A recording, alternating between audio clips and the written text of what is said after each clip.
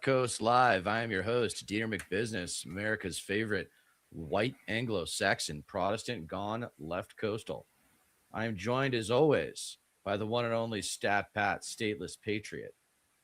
Stat Pat, we are California lefties coming hmm to America about national politics, but today we've got a particular California specific situation with the governor's race that we're going to be talking about. hmm But before we get to that, what is on your mind these days while we let the audience come in a little bit?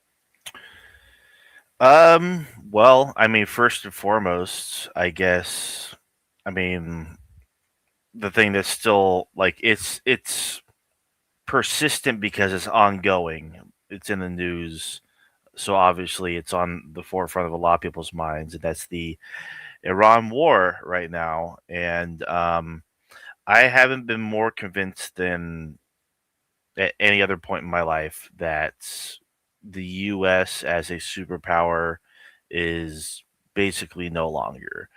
Our military might is nothing more than a paper tiger. We've demonstrated that we can't protect our allies in the Middle East region at the very least. Um, Iran's essentially wiping the floor with us. Trump has no idea what he's doing. He is surrounded by sycophants and just ignorant charlatans who just have no idea. They have no, like it's not just that they have no idea what they're doing, but they even warned him about like how bad it would be, and they still went for it anyway. Yep. Um, you There's know, no plan. Iran has total, just complete control over this war. There was no plan. They went into this thinking, oh, this is just going to be a breeze. We're America. Like it's all we have to do is just regime change from the air. That'll work. Yeah, the Iranian people will rise up and topple their own government. And that's not happening. That didn't happen. A And lot, it's a not lot of going to people happen. think. A lot of people think because Venezuela was so easy, hmm Trump was like, "Oh, this will be just like Venezuela, and I'll just, take out Iran's leadership, and that'll be that." Yeah. And obviously, the Middle East is a little bit more complicated. So here we are talking about war. I love these Trump supporters that were all about like, "Oh, he's anti-war," and then he's not anti-war. He No. actually is proactive war. This is intentional war. This is illegal and offensive war. This is embarrassing, is It's what it very is. embarrassing, We're honestly. gonna owe we're gonna owe Iran like reparations after this. Yeah, that's what Iran's asking for damn sure. I don't think that's going to happen. Uh, honestly, Not in this election cycle, no. no. And let alone ever. There's info coming out now that Russia is actually supplying Iran not just with intelligence but actual like hardware or like actual supplies for their war efforts.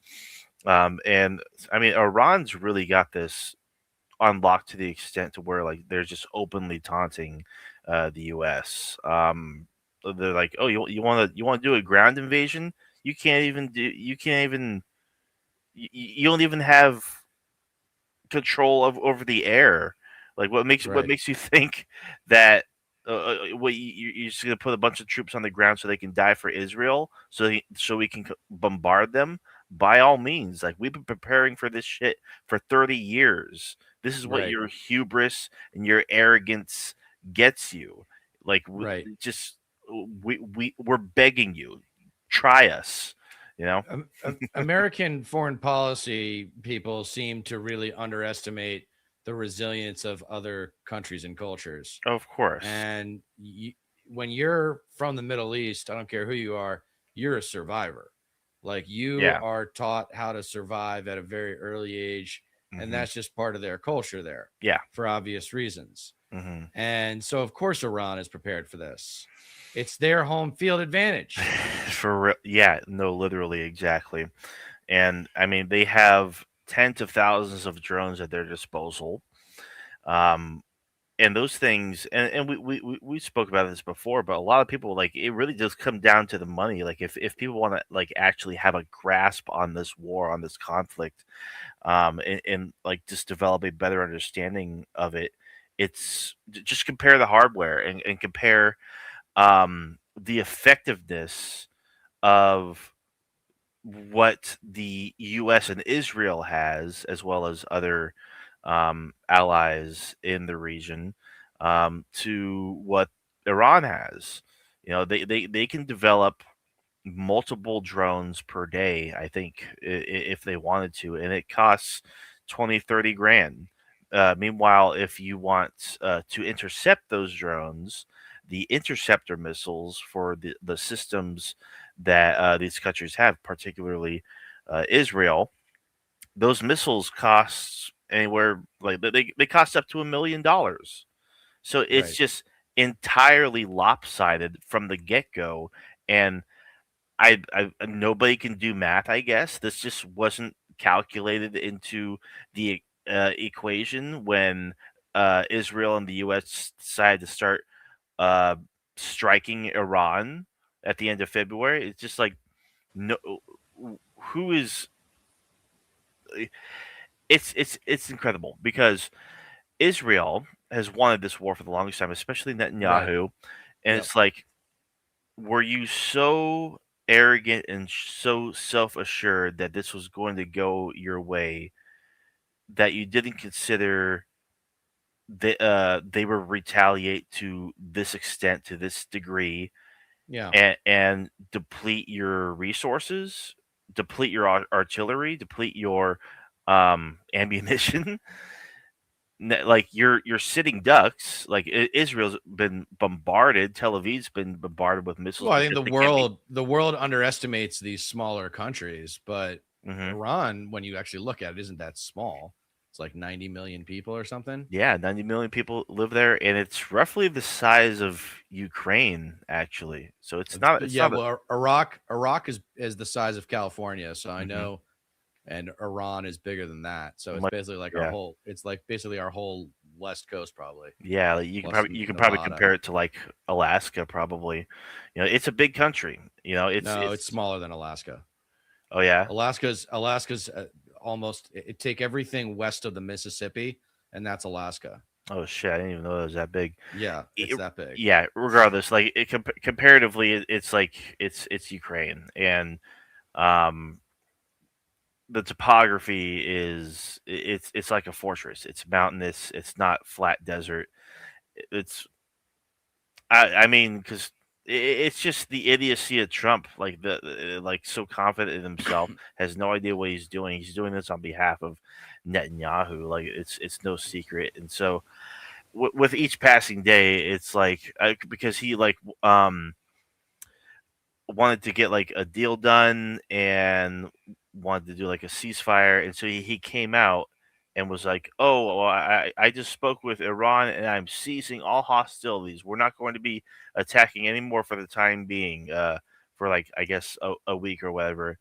According to Iran, those talks actually never happened. There were no talks actually going on at all, and it was literally just a ploy to manipulate the market.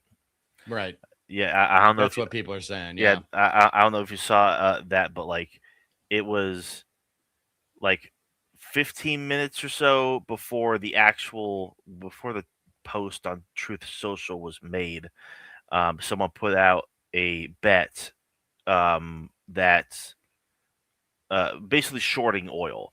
Um, $580 million, that oil would go down in price, and somebody ended up making, Fortune. yeah, in the blink of an eye, Yes. instantaneously, like billions, probably. Like, I saw, That's what our economy has become. literally, Is yeah, it's a speculation. casino. It's speculation, Yeah. and There's nothing of real value yeah, behind it's all that. insider trading. Like, you wouldn't, you like, there's The no Trump other coin, explanation for The that. Trump coin is the easiest way to expose Trump as Hmm. corrupt. Yeah, Like the Trump coin is just like so corrupt. yeah. Yeah, you see, I don't know, does it? Because I'm not paying attention to UCLA basketball, unfortunately. Yeah. But we do have the We'll most take your word for it. national champions in the history of the NCAA basketball tournament. Belongs to the UCLA Bruins. Hell So yeah. suck it. Yeah, so it's just a excuse me, it's just a mess and a half. It's so ridiculous what's happening over there right now, and it's not going to end anytime soon. We're sending more and more troops over there. It's just like for what?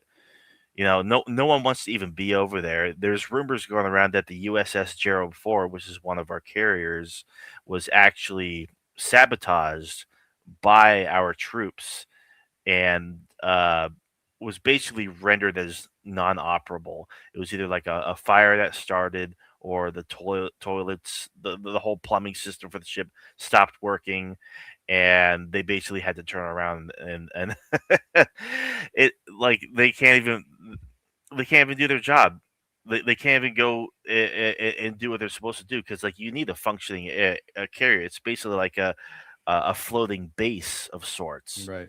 So, um, it's it's it's just insane. It's just absolutely insane what's going on. Do we want to talk about the California governor's race? We might as well. There's a poll that came out that was actually Yeah, hold on. We funded can we by. can we can watch this local news coverage. I think is actually always a smart move. Yeah, fuck yeah, let's do it. Um, this is CBS in Los Angeles.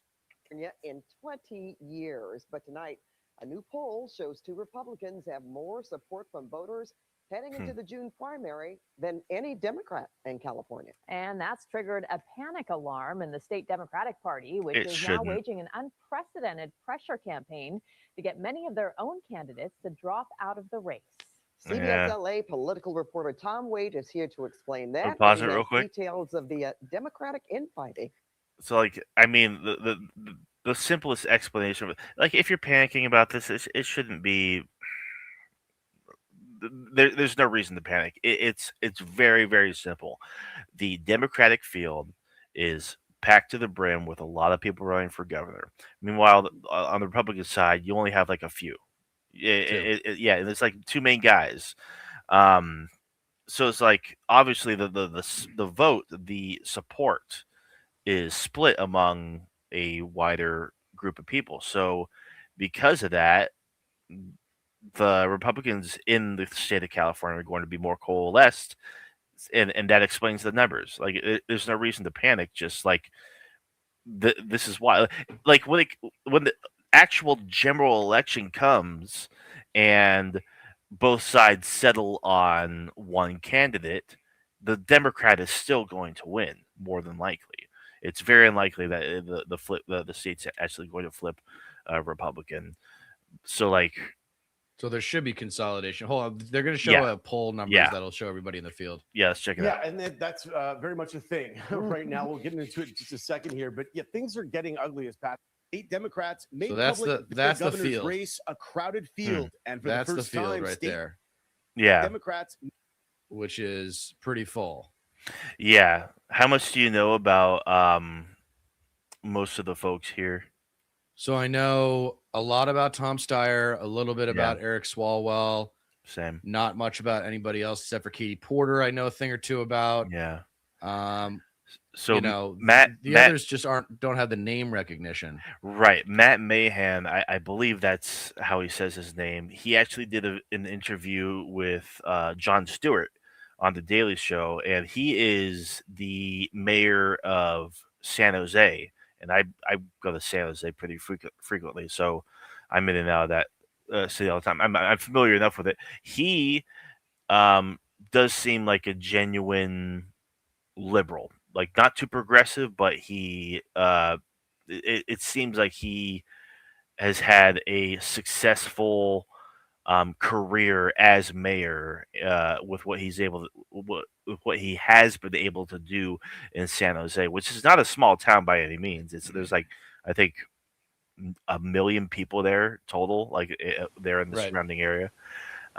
So out of everybody here, he does seem the most preferable, but I don't really know much about anybody else here. I think Betty Yee is someone who works in Sacramento, probably like loosely associated with Newsom. I'm not exactly too sure. But fuck Swalwell, fuck Becerra, and obviously fuck the two Why Becerra? Republicans. Let me see real quick. He was attached to something that see, attorney and former health and human services. I think I remember seeing something about like he said something absolutely stupid. I'd have to look more into it, but from what I understand, he's not a progressive by any means. Yeah, I don't think any of them are except for maybe Steyer. Right. Yeah, and even so, like he's kind of a billionaire, and he's already shrugged off by a shit. Yeah, we've talked about him, dude. I don't know, man. I feel like a sense of obligation to stick up for Steyer because he is In a way, like yeah. the best. He's like the best we can do in this field. I'm not feeling Katie Porter. Okay, sorry. Sure. She seems really nice. Yeah, But I don't want good on nice. policy. Yeah. Well, I mean, I wouldn't say that she's nice. She's actually kind of a bitch, but Well, like yeah, that's she's kinda, been a bitch towards Republicans.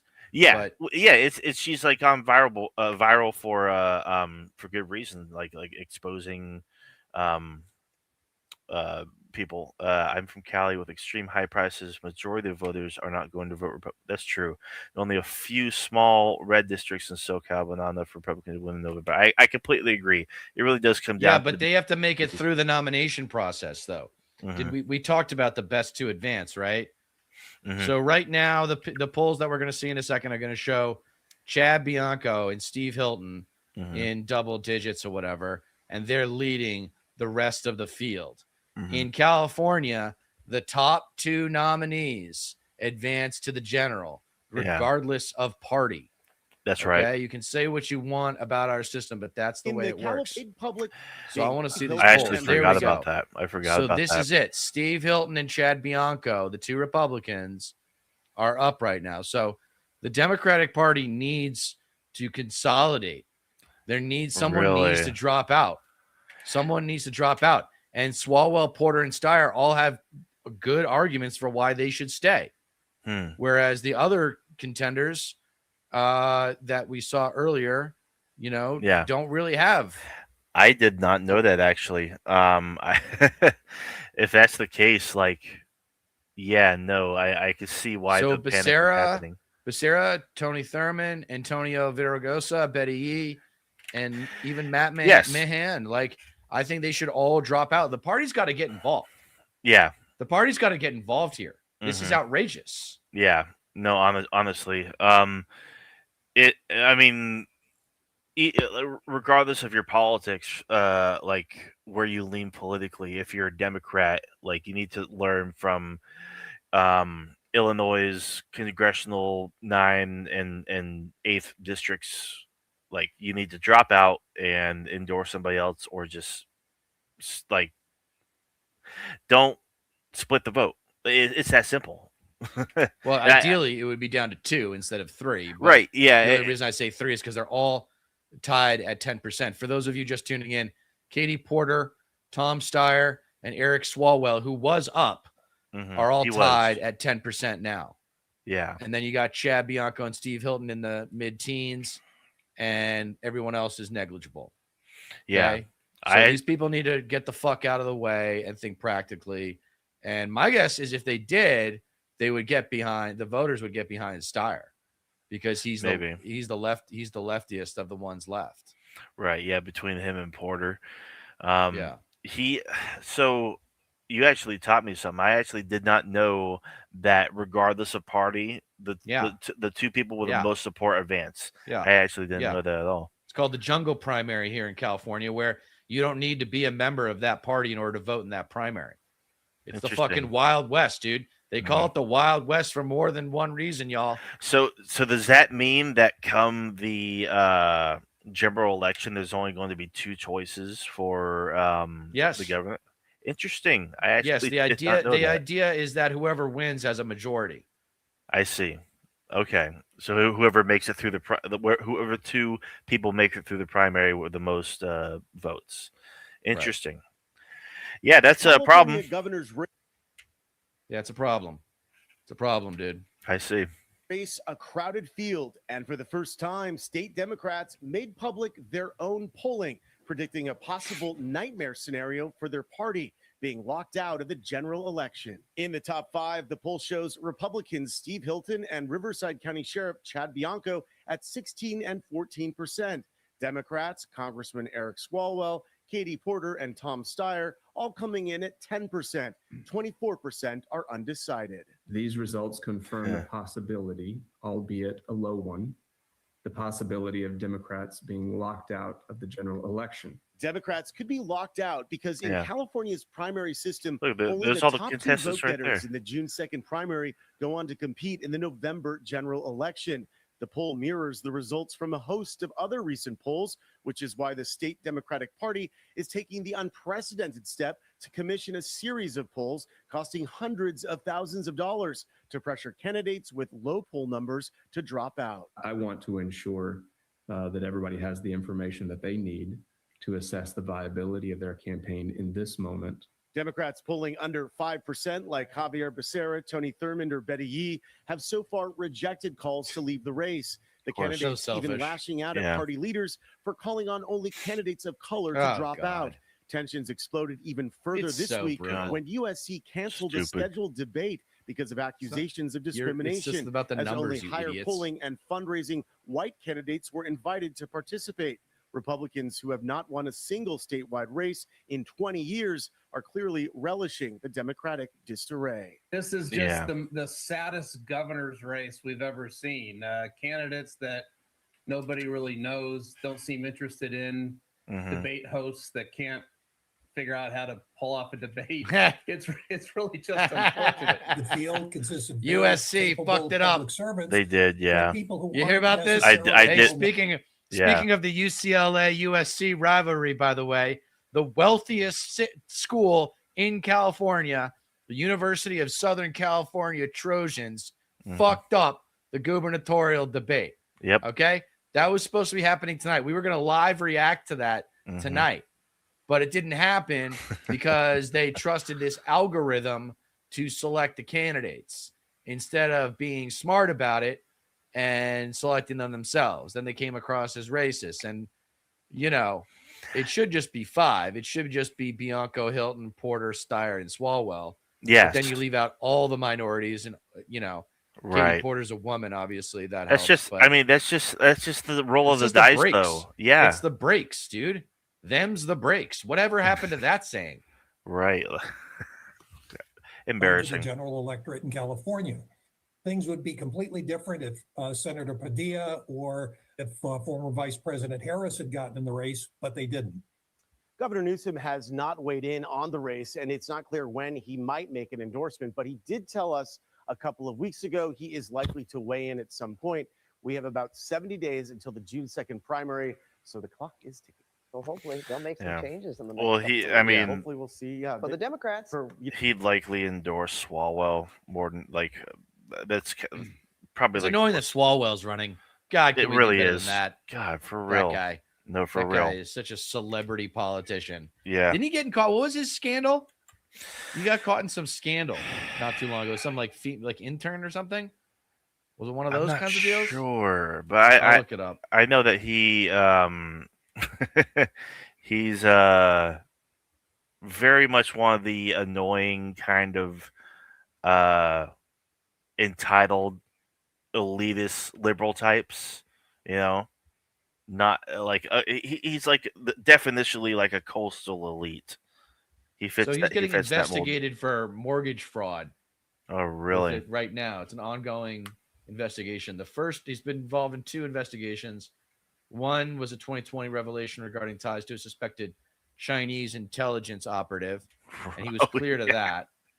And then there's a 2025 investigation about mortgage fraud that's going on right now. Interesting. So amazing. Amazing. This is the quality of political athlete that can come out of California, you guys. Yeah. We got 2 Republicans who are in the lead. We got Katie Porter. We got Eric Swalwell. And we got Tom Steyer. I don't know. God. We'll see what happens. Those other ones need to drop out, though.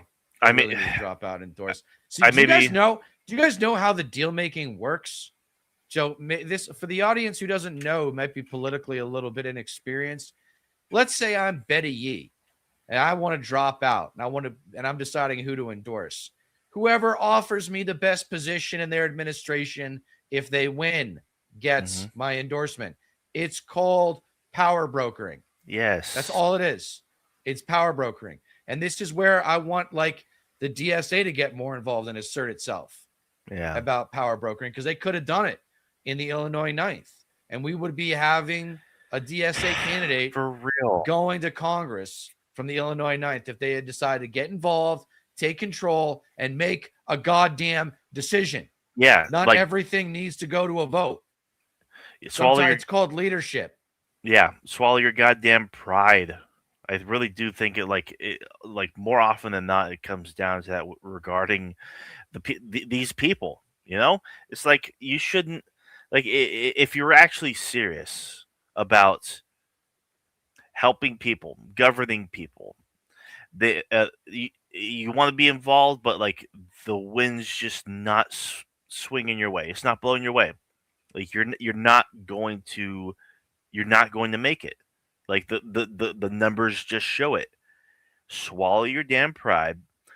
Talk to the campaigns who are at the head of the polls, who do have good numbers, and see what kind of deal you can make. Like no one's going to fault you. Like if you actually want to make a difference and actually be in the position to where you can affect people's lives positively, then go for it. But that's the fucking problem, because I don't feel like a lot of these people, a lot of people who actually run for governor, actually care about that. They just want the power. They just want the access, the notoriety. They want to be like a celebrity. I really do think it does come down to that. Yes. Well, they Too say that often there's than not. 3 major reasons why someone gets into politics. 1 is money, 2 is fame, and 3 is power. Yeah. I mean, it's fame pathetic. is a form of power, so it's a little bit redundant, but sure. You know, I mean, Yeah. having real power, being able to move militaries, Mhm. like having weapons at your disposal, having cops, you know, prioritize your life over others. Yeah. That is what happens when you become an elected official. Yeah. So anyway, this is just back to the lack of deal making that is frustrating about the left. I find frustrating about the left is that I think we really struggle to know how to make fucking deals. Mhm. And I really hope that this California governor's race doesn't turn into a legendary fuck up. No, But that's what I'm there's saying a chance too. that it could. No, like that the cynical part of me kind of does feel like it's going to eventually lead to that, because you can always count on Democrats to fail, and on purpose too. And that's why I'm saying, like, the cynical side of me is like, maybe this is being done. Maybe this is being done on purpose. Maybe like the Democratic field is flooded with multiple candidates for a reason, so that way they can just pave the way for the Republicans to go through the primaries and ultimately end up being the final 2 candidates for the general. I really do feel like it's that, like, fucked up and coordinated, but like maybe I'm giving them too much credit at the same time, because there's just that's probably not it. They're probably just all egomaniacs. Yeah, just self-centered and in it for themselves. Honestly, narcissists. Yeah, narcissist. There it is again, guys. America's favorite mental illness, narcissism. It's so much fun, isn't it? It's so much fun to think you are special, especially in the political world. Special. I'm so special because I'm an American political figure. God, I'm so fucking special. No, you're not. You're especially manipulatable. Like you are easily manipulated by the powers that be. Your job is primarily to do favors for the people that put you into power. Or more specifically, the forces that put you into power. And those forces are most dominated by capitalism. And yes, conservative capitalism. By the way, guys, if you're watching for the first time, Please like, share, and subscribe. Could really use the subscribers. We were just in triple digits for the first time ever. So thank you for watching. Really appreciate it. But I really want to try to get over 1,000 subscribers by the end of this year. And yeah, I'm it's stuck at 666. So it'd be great if somebody could help me out and subscribe. So, but Statbat, that's the governor's race in California. Any final thoughts before we move on? I mean, oh, well, hold on. Who put Trump in power? Confederate flag waving, Bible beating, gun nuts manipulated by white trash one percenters. Yeah. Those 4 categories of people. And then within the one percenters, there's corporations. Yeah, that Fox News guy had a big hand as well. The guy who owns Fox News, Steve Hilton.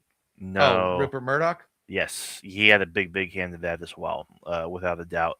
And not to mention the Clintons. They played the Piper strategy, and it came back and bit them in the ass. They it didn't work. Yeah, it didn't work. It was just a total failure. All right, so final thoughts on the California gubernatorial race. If there actually is like a debate between the candidates, we should definitely cover that. Yeah, we'll go live. I did see like coverage that showed all of them actually sitting together holding microphones. I don't know if that was like a town hall or what have you, but that piqued my interest. But yeah, no. Speaking of governors, Newsom taking back his apartheid comments regarding Israel. It just goes to show, like, he was like, oh, I mean, I was just talking about, like, Netanyahu's Israel. I wasn't talking about Israel in general. It's just like, you're a sackless coward. Israel, it's not Netanyahu. It's been the fucking country as a whole since its inception, since its entire existence. It's apartheid. It just goes to show, like, I can't believe that sackless cowards like Gavin Newsom are among the front runners or the leading contenders to become the president on the Democratic side come 2028. Why not? That's the personality profile that I'm used to. The guy that sticks his finger in the air, checks which ways the wind's blowing. I mean, it all started with Clinton. I mean, Clinton was the one that came along and was like, you just got to play the part, get legislation passed, and people will think that you're a good president. Mm-hmm. And it's like, no, what you pass actually matters a hell of a lot more than the fact that you just passed something. Yes. Like, people are just, I'm doing essays right now, what's wrong with the establishment left? And the 3 cardinal sins are hypocrisy, narcissism, and ignorance. I mean, the fact that Hillary Clinton was the nominee in 2016 after the egregious mistakes that her husband made in the 90s that hurt this country is a testament to the ignorance of the establishment left, of the neoliberal left, of the casual liberal. Yeah. The casual liberal. And I just did the essay. I haven't published it yet, but I quote Malcolm X and MLK, man. Beware the white moderate, beware the white liberal. They don't say beware the white progressive, because we're different. We actually want big systemic change. Exactly. We want to change the whole fucking system. We're driving a 1950s Oldsmobile, acting like it's a fucking Porsche, and we need a whole new car. Yeah. I mean, it really paints the picture. That really just, you couldn't describe like the current situation more accurately, honestly, like in a simple fashion, because it really does come down to, I mean, think about like what is the average age of those in Congress right now? What is it, like 65, 68, something like that? Like everybody in there has been there forever. Hey, I got some statistics for you in a minute, by the way. Sure. Yeah. Like, I mean, there was something about Democrats, like party insiders and whatnot, actually becoming annoyed. Reports of them becoming annoyed that there's a lot more of a push to get more youth in the party. It's just like, you would only have a problem with that if you were an old fuck, and that the party should remain comprised of old fucks. You know, like Okay, so speaking of old fucks, here we go. Ready?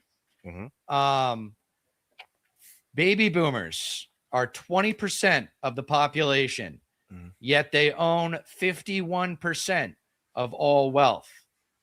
All right? Baby boomers. Man. Add to that the silent generation, and you got people who are 62 and older in America, which is roughly 25% of the population. Okay, this is a different way of slicing out the wealth gap. 25% of the population, people 62 and older, own 65% of all wealth in America. 25% of the population owns 65%. Now, you want to add Gen X, that means people who are 46 or older, and you got 91% of all wealth in America is owned by people who are 46 and older. 91%. That leaves 9% for millennials and Gen Z. That's insane. Which are arguably, I mean, those two demographics alone, like it's huge. Like like they're like, I think millennials are the biggest workforce Right now they are, demographically in America. So it's like the fact that that is an absolutely insane statistic, and the fact that like it's 9% between them and Gen Z, it's atrocious. It's fucking vile. There's no other way to cut it. Thank you guys for joining. Please subscribe if you haven't already. I could really use the new subscribers. Trying to get to 1,000 this year, preferably more. Please fire up the chat. Getting some good action in the chat. Got some haters as well, I think. Got some Trump trash in there. We're bound to with the hashtags, the way I set up the description. Yeah, so we're bound to have some haters. Bounce whatever off of us. The working title I had, I mean, it's all the same thing. It's the same news, but just cut in different ways. But the working title I had for my stream over here on my channel was Trump, King of Contradictions. It's all collapsing, and Democrats still fail at messaging. I mean, we're talking, broadly about the Democrats right now, and it's just still so true because with what's happening right now, it's like, where the fuck are the Democrats? Like, we are committing war crimes. We are just burning up $1 billion or more per day on this war. And there's just seems to be like no fucking outrage at all. We were just talking about how expanding the ACA is so damn unaffordable, and so we have to shut down the whole government over it. But we can just, burn away billions per day on a war that has no end goal, no actual mission, no actual defined victory conditions. Like this is like the biggest opening for Democrats to actually go out and make the case. But the problem is, they're all in favor of this shit too. They're just pissed that it wasn't done formally. They didn't go through the Trump administration didn't go through the right procedures to make sure this to make this war happen. That's the fucking problem. It's all these institutionalists that are so wrapped around like procedure and shit. It's just like, we live in an entirely different fucking America now. And these insulated old fucks in the Democratic Party just have no fucking idea. They don't. There are only a few voices that actually do have some semblance of a grasp of how dire the situation is, and just how unhinged the Trump administration is, and how they're lawless, they're boundless, and they're doing whatever the fuck they want. But if they're doing something like attacking Iran, it's something that they've always wanted to do like anyway, because like they can make a lot of money from fucking Hakeem Jeffries. Like, nobody seems to be actually in opposition to this shit because nobody actually learns from the past. because their Well, donors they want want it. this They shit. want the war. Exactly. Chuck Schumer wants this war. Yeah, because Israel wants it. Let me deal with this. I am over Mhm. 46 and have zero wealth, so I don't know where you get that number. Well, you're one person, and I'm talking about the entire demographic. Right. Odd that it seems you Isn't it- picked that number out of thin air. I'm picking that number because it's the Gen X Boomer borderline. between that It's Gen the X. beginning. It's the No. end of Gen X, the beginning of millennials. That's right. Yeah. So Yeah. Gen X, Mhm. Gen X, Broadly. baby boomers, silent generation. All right. hmm They all own 91% of all wealth in America. Yes, and the statistic that you said before that was that 65 25% of America's population between the boomers and the silent generation own 65% that's right. of American wealth. So that would mean that Gen X has 26%. That's right. 26% of the Yes. total wealth. Yeah. Yes. Yeah, Which is compared look, I'm not surprised by older people having more money. They've had more time yes, to make money. Sure. Right? It makes sense, but that is completely lopsided. Mhm. That is complete. If you're in your 30s or you're in your 40s, you're supposed to be saving money, if not already having put down a down payment on a house. Mhm. Like, and this is Not happening. a problem for everybody that I know. Everybody that I know struggles with this shit, no matter how successful they are. Yeah. Like, you buy the house, you're poor again because you got to pay into the mortgage every month. Yeah. Yeah, I mean, just compare that. Just one demographic, one age group, Gen X, having 26% of the wealth in the country. Between Gen Z and millennials, two big age groups, only 9%. Like you can't even fathom it. But yeah, it's just anecdotal. Now, obviously, not everybody not everybody makes it. Not everybody is able to accumulate that wealth. The older you get, but we're just highlighting the discrepancies. Like when people say income inequality is one of the biggest crises facing this country, that's what we're talking about. Yes. Top 10% of American households that own publicly traded stock own 93% of Yeah. publicly traded stock. Okay. Yeah. So get a clue, everybody. Yeah, there's actually a pretty great green text that kind of highlights what we're talking about here because we rail against boomers on this channel on this show all the time. Classic green text: be born in 1949, don't have to fight in the war, be 20 years old in time for the summer of '69, pick up some ridiculous 11 out of 10. Who's hitchhiking to Woodstock in my Plymouth Roadrunner I bought after working a summer job for a month. She's immediately into me because she's from a small town and I'm the only man in her life who's not her father or her brother. Bring her home and marry her. Go to get a job hired off the street with no experience and get trained. Buy 10 acres of land for less than what I make in a year.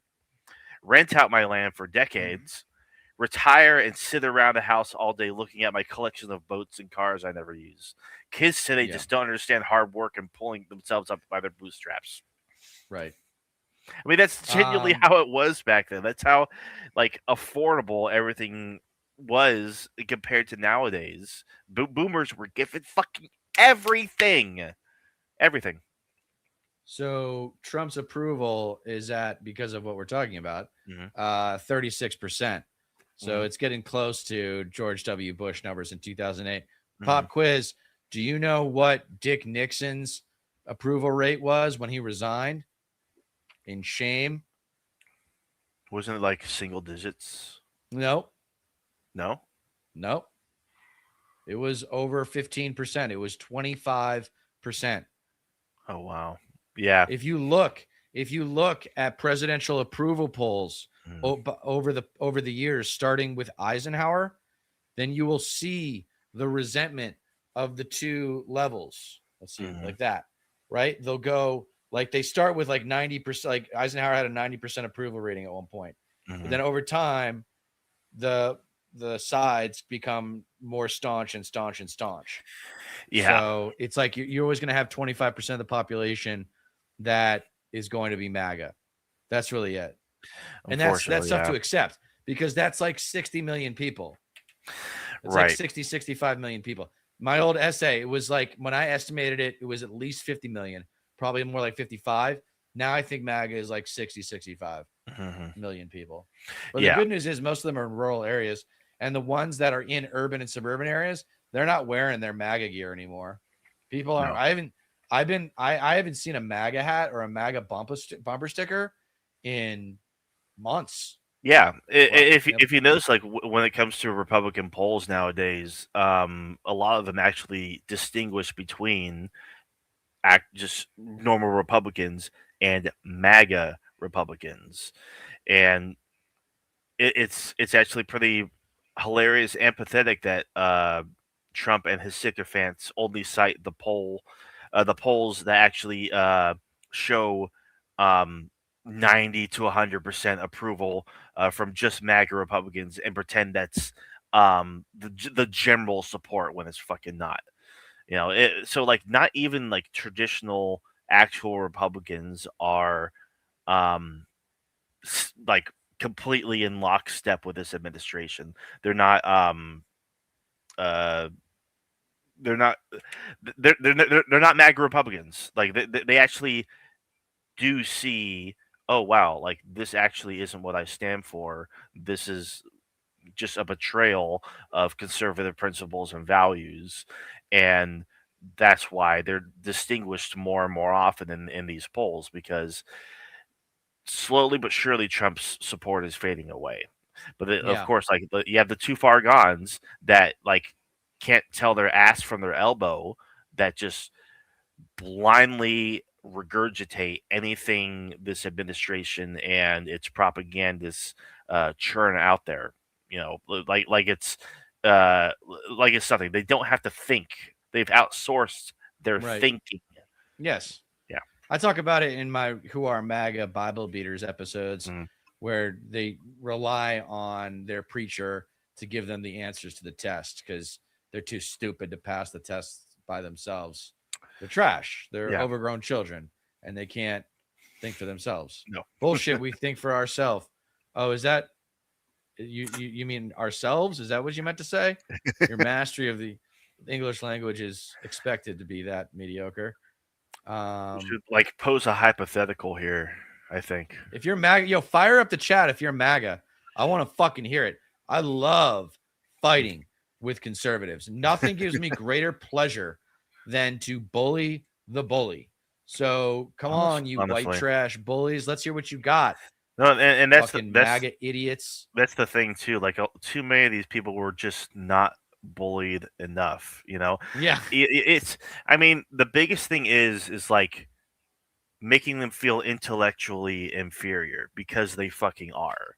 If they had any actual like intellectual awareness or self-awareness at all, they would understand just how embarrassing it is to be associated with MAGA or identify as MAGA, let alone support Trump. Even to this day, like what the fuck? 10 years later and you're still on the Trump train after everything he's done, after all the damage that he has caused in your life. Not just like America in general, not the libtards, your life, MAGA's life. He sold you out. He has made your life a lot like harder. He's made money off of you. Yes, literally. He scams you. He has raised the cost of living dramatically based like his economic policies. He is he's sold out our allies. He has his entire administration is corrupt. They're literally scamming off of old MAGA conservatives who don't know any better, fundraising emails, scam crypto coins, what have you. And everything that Fox News and Newsmax says that it is entirely in line with the administration. You don't question it ever. Nobody has the balls to question. Well, this actually isn't true. Why did the administration say this when this is actually happening? There's not even a second of self reflection. Like Right. it's Because they're narcissists. yeah, it's literally They just keep narcissism. going. Yeah. I talk about it in one of my essays. They just keep reacting to this, that, and the other thing. They never sit still long enough to reflect and be like, am I getting it right or am I getting it wrong? No, it's everybody else that's wrong. Because then no, if they did sit still and do that self-reflection, they would have to come to terms with how ugly they have become. Yeah. With how evil they have become. Mm-hmm. Well, if everything that I've been told by the Trump administration is wrong, then that means that I'm wrong, and I can't be wrong because I've dedicated years of identifying with this movement, with this MAGA movement, and if all of it is wrong, then I've been living a lie for years, and mentally I can't handle this. So I just need to keep on digging myself deeper and deeper and deeper, even no matter how bad it gets. It's that psychologically fucked up for a lot of the Matthew Lewis. Thank you for chiming in, Matthew. I really appreciate it. Their master Trump brainwashed his cult MAGA in his first season of his orange shit show. They foolishly assumed that his policies would not affect their lives. Fuck around and find out is an understatement. Yeah. You know, it's funny. It's like just a little over a month ago, gas was $1.40 cheaper than it is right now. And you know what also wasn't happening a little over a month ago? Good. A war with Iran. 1592, whatever. Get a real name, by the way. Sounds like things that we're projecting. Says you guys are deluding yourselves. Okay, sure. So I've heard this retort before. Wait. It's basically who do you think we are? You think the basic response is, oh, you think we're in a cult? No, you're in a cult. And my answer to that is, who is our cult leader? Yeah. If the left is in a cult, then who is our cult leader? We don't have one, so we're not in a cult. We are a reaction to your provocation. Mm-hmm. You are the aggressors, MAGA trash. Yeah. You idiots, bullies, and cowards. You traitors to this nation. Yeah, Please, it's like we don't either leave the country, off yourself, or shut up, sit down, and get out of the way of the empathetic, educated, and enlightened members of our society, because you're in the goddamn way. Yeah, it's like we don't even ride the coattail. We don't hang on to every word of fucking anybody. You know, it's not like we have. No, if anything, we go no one's ever good enough. Yes, that's the problem with the left. No one's ever good enough. Our standards are too fucking high. That's just the curse of being a fucking leftist in general, dude. No, they call them purity tests, and I hate that term, but sure, you know, the purity test is like kind of a fair criticism of the left. Like, and that's kind of my point about Tom Steyer is if you take away, if I could make a deal with him, I'd be like, dude, if you can just say Israel's committing genocide, we're going to cut off money and arms to Israel for the next 100 years. Yeah. If he would just do that, he could maybe become the next governor of California. And you know what's funny about that too? It's like, the thing is, he's a billionaire. He doesn't need their money. He's already he's shown that he doesn't need to be influenced by big money in order to actually do the right thing. So what the fuck is actually stopping him from doing that? You know, and I don't like Tom Steyer. I'm not the biggest fan of him, but if he actually uses his status and wealth and power to implement actual progressive change that helps people, fucking go for it, dude. You know, so that'd be a really interesting, I guess you can call it a litmus test. See what he says about Israel. Actually say that they are committing genocide. Because is he beholden to them? I actually no, he's just Jewish.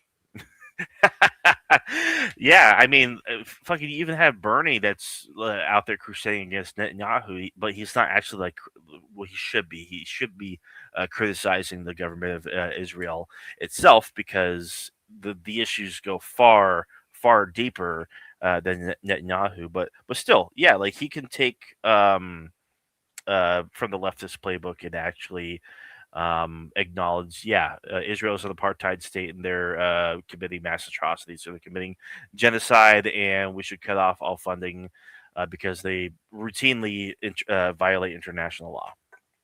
Thank you for weighing in, Tony. I'm a retired Army combat veteran. I truly believe that Israel needs to fight their own battles and Americans need to leave the Middle East. Couldn't agree more. I Absolutely agree. And I actually think, if anything, we should be fighting Israel.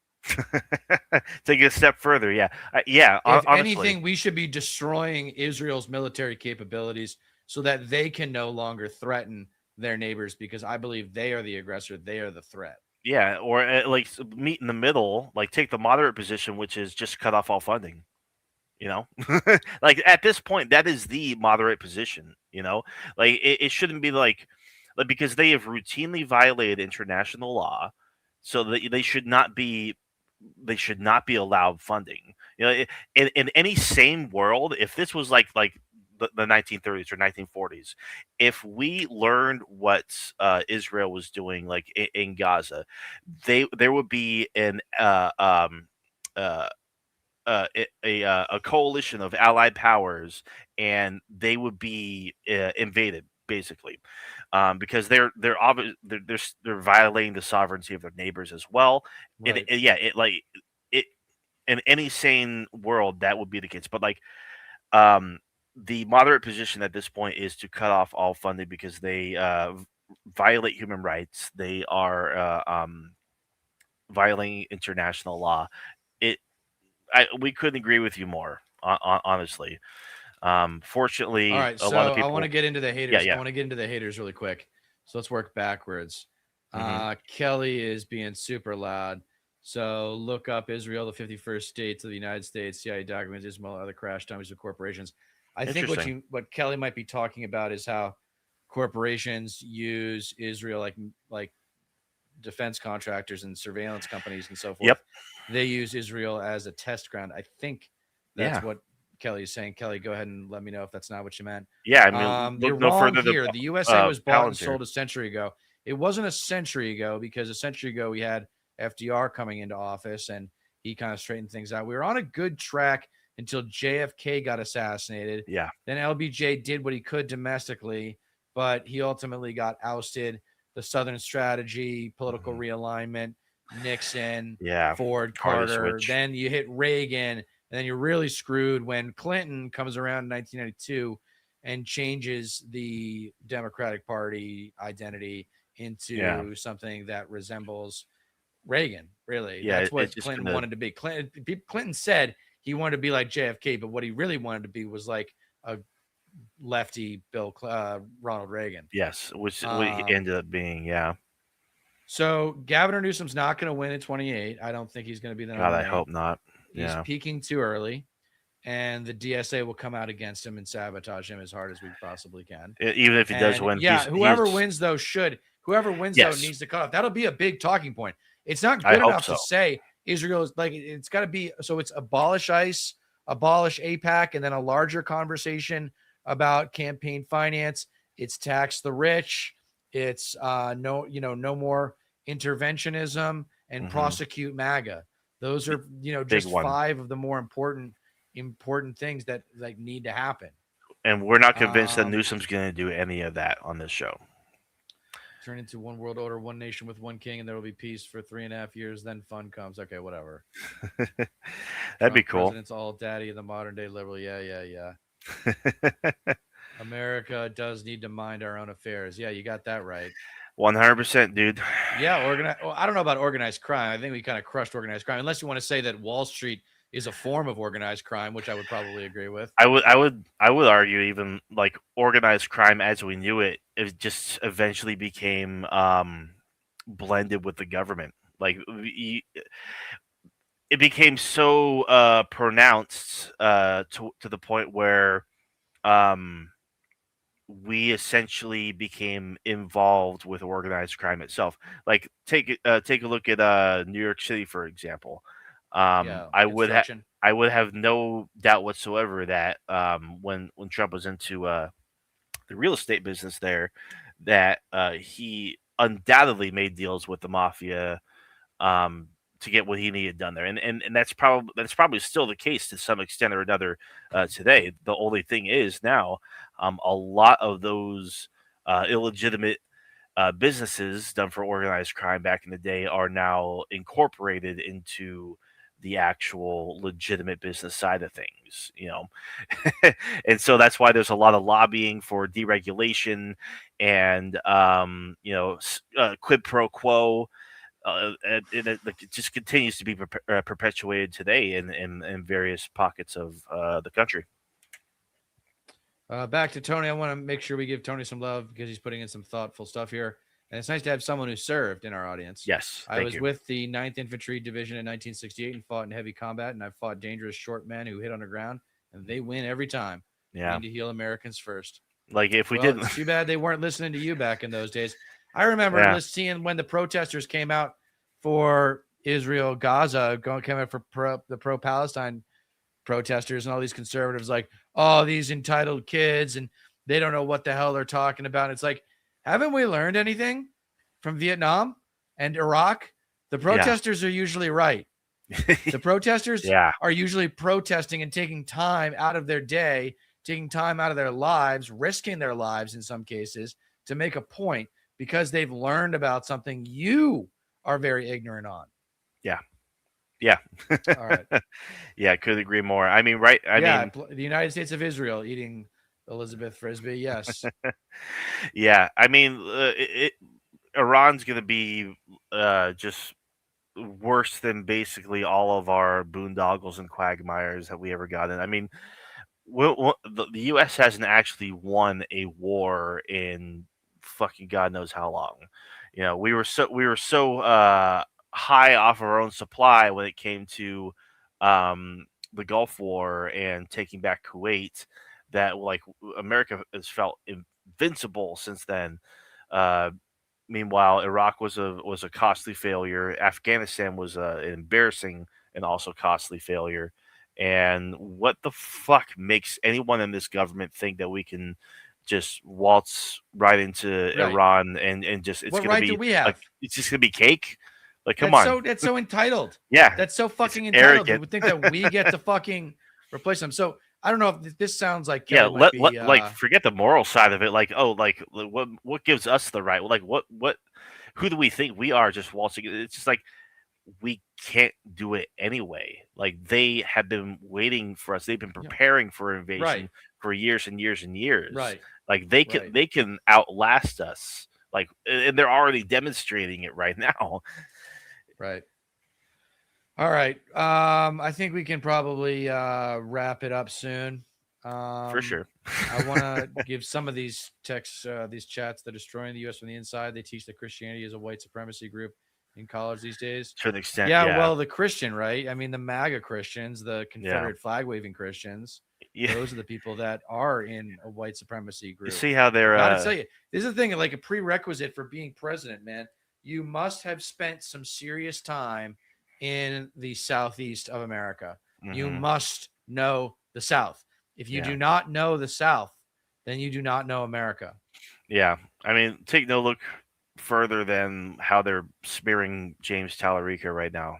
A guy who's actually like very much a godly man and preaching the word of Jesus, like straight from the Bible. And he's being smeared and attacked by Trump and his lackeys as being too woke. And I think his own fucking pastor said that he prays to God that God will kill James Tallarico. It's just like these people are fucking psychopaths. Like, what the fuck, they're not, dude? Those exactly. Okay, so the term that I want you guys to take with you, and we'll end on this, is Confederate Christian nationalists. That is what they are. Bring back the term Confederacy. That is what MAGA is. Yeah. The thing is, Christy, these people think they are the only real Christians, and that's the problem. Like they think if you're too compassionate, if you're actually reciting God's love as inscribed, for lack of a better term, in the Bible, like from the Bible itself, they think that's too woke. They think you're soft. You're a sissy. Yes. Like they think that's like uh they consider that to be a threat because Right. um Weakness. yeah, like I forget who said it. I think the quote goes, um, "A god that needs to be violent, um, was invented by violent men." Something like that. Something like that. I forget, but like if you worship violence and you need your god to be violent in order um to be worshipped, I guess it means you yourself are violent. You're projecting your violence onto your god. Right. Like, and these people, they don't read the fucking Bible. They don't No. actually No, understand the like Christian minister values. reads it for them. The minister reads it for them. And then they just ignore it. Or they don't know that the message is lost. It's always Entirely politicized. lost. Yeah. Yeah. No, it's consumer religion where you're just telling people what they want to hear so they give you money. Bingo. Hey guys, thank you for such a wild stream tonight. This has been fun. Yeah. Please like, share, and subscribe to me if you haven't already. I've gotten a couple of you guys to subscribe during this stream. Would really love to get a few more if you don't mind. Please subscribe to Stat Pat Stateless Patriot if you have not already. Yep. Stream on my channel as well. And we go live either Tuesday or Wednesday. I'm starting to think maybe we should start going Wednesdays if we're going to get a better crowd like this. Because Wednesday might be our better time for us. But possibly, yeah. Yes, yes, Kelly, if you truly follow Jesus, you hate money and materialism. Exactly. I hate money and materialism, but I don't follow Jesus. Yeah. Yeah, he's square. Yeah, no, like That's I think funny, Kelly. Yeah, I think Jesus actually said to like give away all your worldly possessions because you're not taking them to heaven with you. Exactly, you can't take it with you. Yeah. Yeah. I know because I've suffered mistreatment because of kindness, compassion, trying to live as Jesus did, not a fanatic in a tunic, though. Yeah. Yeah, it's just sad, People see kindness and compassion as weaknesses, right? And it's just like no, like it takes actual guts and balls to show empathy for the stranger, compassion so for we need others. certain money to live. Yes, that's true, but that's the problem. Is that you shouldn't need money for the basics. Like, the society should take care of your health care. Society should take care of your housing if you're born into a shitty situation and your mom and dad can't afford housing. Like, this is all, oh man, we're getting fired up with some more chats. Are we? Yeah. Trump administration literally coming out with economic data showing that we have higher inflation, higher unemployment, lower job creation, lower foreign investment. Educate yourself, MAGA. Shake my head. Exactly. Like the numbers don't lie. They spell disaster for it's yeah, I've seen it. I've seen it, Kelly. Thank you for that reference, though. Yeah, that's a good one. Celestial King Solomon was the richest man on earth at the time and told people money is the root of all evil. He did not give it away. So, Celestial, real quick, if you're paying attention, was Solomon? No, it was Saul that came before David. Because Saul's son John was friends with David. So King Solomon was, I think, later down the road. All